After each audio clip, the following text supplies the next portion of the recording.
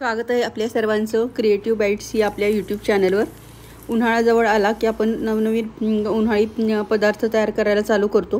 हे वाळवणीचे पदार्थ असतात आणि ह्यांना परफेक्ट मेजरमेंट हवं असतं, कारण पदार्थ जर चुकला तर पूर्ण वर्षभर आपल्याला खारट जास्ती तिखट असा पदार्थ खावा लागतो। त्यामुळे आपण परफेक्ट मेजरमेंटसह साबुदाणा कोहळा पापडची रेसिपी घेऊन आलो आहोत। हा पापड खायला खुसखुशीत, तोंडात टाकल्या विरघळणारा असा तयार होणार आहे। मार्केटमधून आपण हा मीडियम साईजचा कोहळा आणलेला आहे। हा कोहळा जोपर्यंत आपण फोडत नाही तोपर्यंत किती पण दिवस आपल्या घरामध्ये चांगला राहू शकतो। आता आपण हा कोहळा स्वच्छ पाण्याने धुवून घेणार आहोत।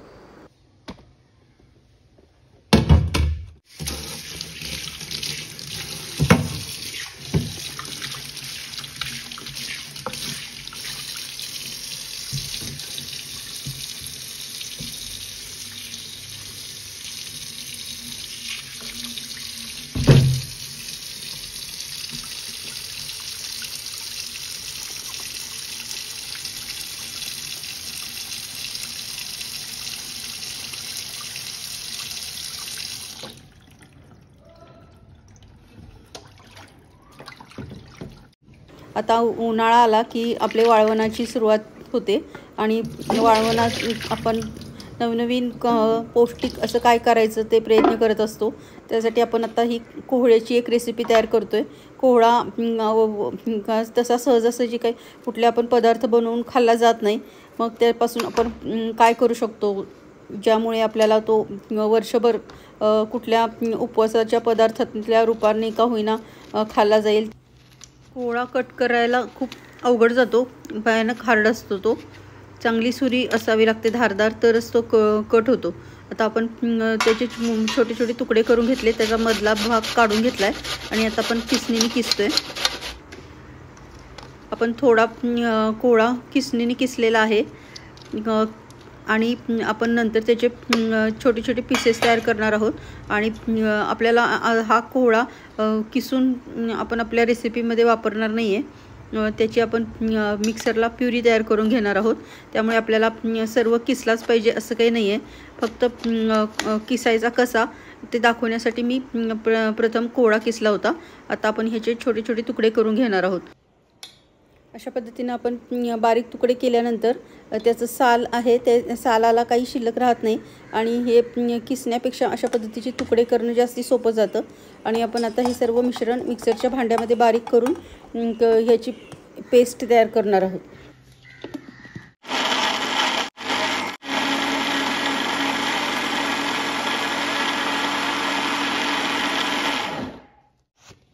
आपल्याला एकदम फाईन पेस्ट पाहिजे, म्हणून आपण आता 1 ग्लास पाणी घालतोय। 1 ग्लास पाणी घालून आपण परत एकदा ह्याला एकदम स्मूथ आपण याची पेस्ट तयार करून घ्यायची।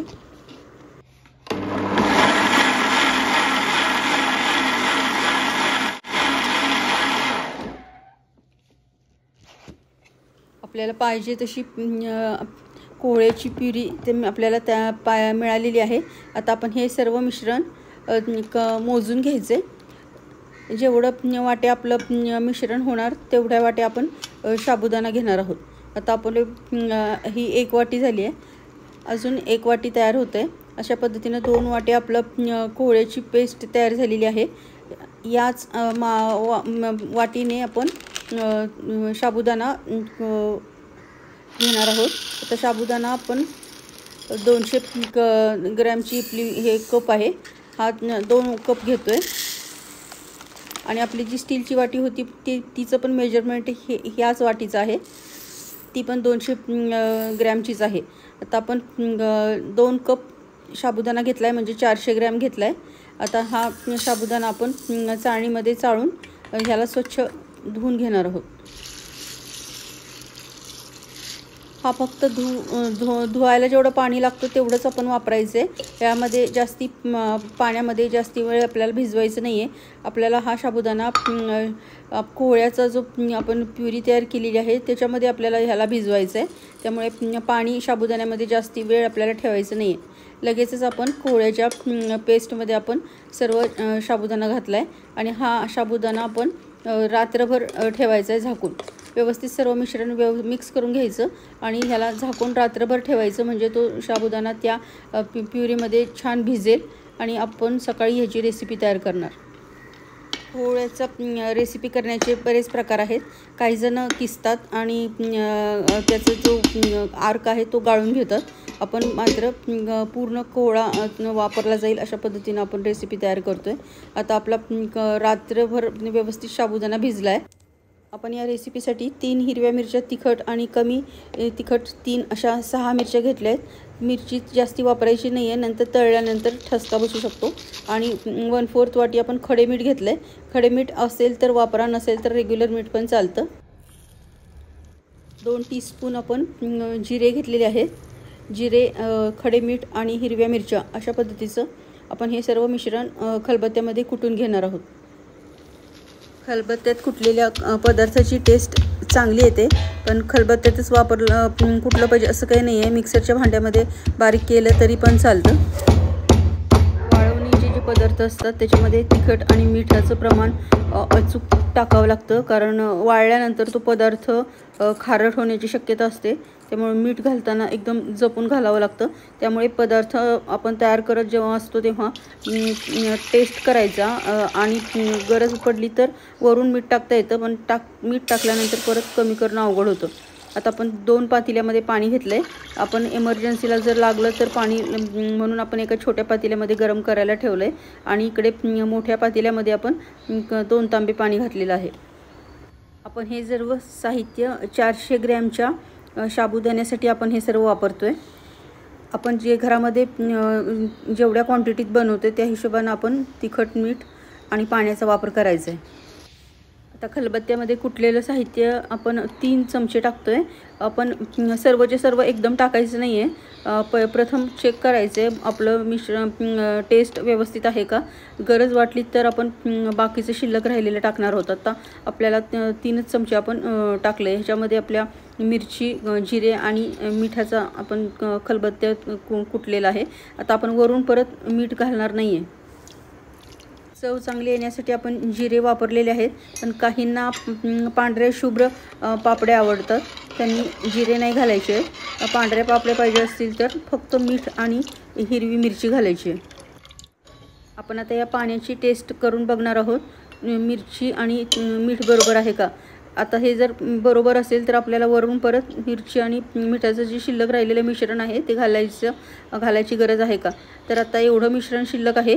पाणीची टेस्ट एकदम व्यवस्थित आहे, त्यामुळे आपण आता एवढ्या आपण घातलेलं 3 चमचे जे घातलेले आहेत तेवढं पुरेसं आहे।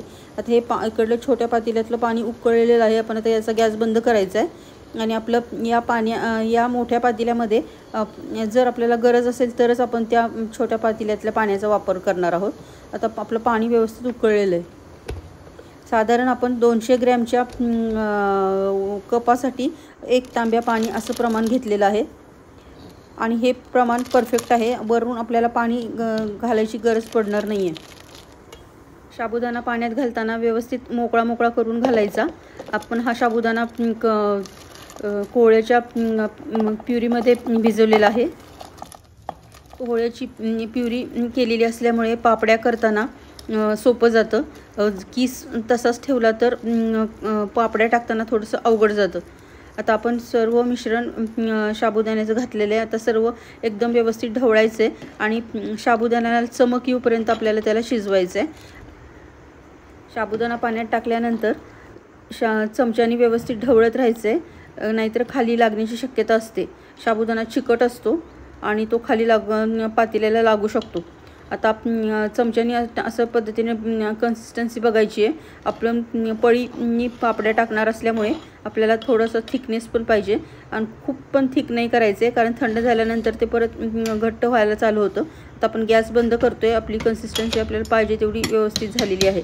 आता ह्या पापड्या आता हे झाकण ठेवतोय आपण आणि ह्याला थंड झाल्यानंतर आपण प्लास्टिकच्या कागदावर टाकणार आहोत। आता आपण सर्व साहित्य गच्चीवर घेऊन आलोय। आता ह्या पापड्या आपण उन्हामध्ये प्लास्टिकच्या कागदावर टाकून घेणार आहोत। अशा पद्धतीनं व्यवस्थित छोटे छोटे पापड तयार करायचे। तर उन्हाळा कडक आहे आणि एवढ्या कडक उन्हामध्ये 1-2 दिवसामध्येच आरामात हे पापड वाळले जातात. वर्षभरासाठी साठवणुकीचे पदार्थ तयार करण्याचं काम थोडंसं अवघड असतं.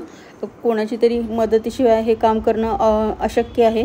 मुलीच्या मदतीनं मी हे पापड तयार केलेले आहेत. तिला पण शिकायला मिळेल. नवीन जनरेशनला आपण घरात तयार केल्याशिवाय अशा गोष्टी करायला कशा करायच्या ते कळत नाही. आता हे पापड आपले वाळलेले आहेत. आता आपण हे वाळलेले पापड 400 ग्रॅमचे पापड आपण ह्या परात एक परातभर पापड आपले तयार झालेले आहेत. एकदम खडखडीत वाळलेत पापड. एका दिवसाच्या उन्हामध्येच आपले हे पापड वाळून झालेले आहेत. आपले हे औषधी गुणधर्म असलेल्या कोहळ्यापासून तयार केलेले पापड तयार झालेले आहेत. उन्हाळ्यामध्ये शरीरातील उष्णता कमी करण्यासाठी मुद्दाम कोहळ्यापासून तयार होणाऱ्या रेसिपीज खातात. आता आपलं तेल कडकडीत तापले का ते चेक करण्यासाठी आपण छोटासा तुकडा टाकला आहे. छान तेल आपलं तापलेलं आहे. आता आपण पापड्या तळून बघूया. साबुदाणा कोहळा पौष्टिक पापड आपला तयार झालेला आहे. हा क्रिस्पी खुसखुशीत तर होतोच, पण कमी तेलकट होतो आणि खायला जबरदस्त लागतो. अशा पद्धतीनं यावर्षीच्या उन्हाळ्यामध्ये शरीरातली उष्णता कमी करण्यासाठी अशा औषधी गुणधर्म असलेले वाळवणीचे पदार्थ आपण तयार करून ठेवू शकतो. कोहळ्याला इंग्लिशमध्ये ॲशगोर्ड आणि किंवा वॉटरमेलनसुद्धा म्हणतात. आयुर्वेदामध्ये कोहळ्याला खूप महत्त्वाचं स्थान आहे. कोहळा हा वात पित्त कमी करणारा, बुद्धिवर्धक आणि बल वाढवणारा मानला जातो. साबुदाणा पापड दिसायला पण एकदम जबरदस्त झाला आहे. साबुदाणा एकूण एक व्यवस्थित दिसतोय त्याच्यामध्ये. यावर्षीच्या वाळवणाच्या पदार्थांमध्ये कोहळ्यापासून तयार होणारी साबुदाणा कोहळा पापडीची रेसिपी नक्की तयार करा. आणि माझी रेसिपी जर तुम्हाला आवडली असेल तर आपल्या चॅनलला लाईक, शेअर आणि सबस्क्राईब करा. थँक्यू.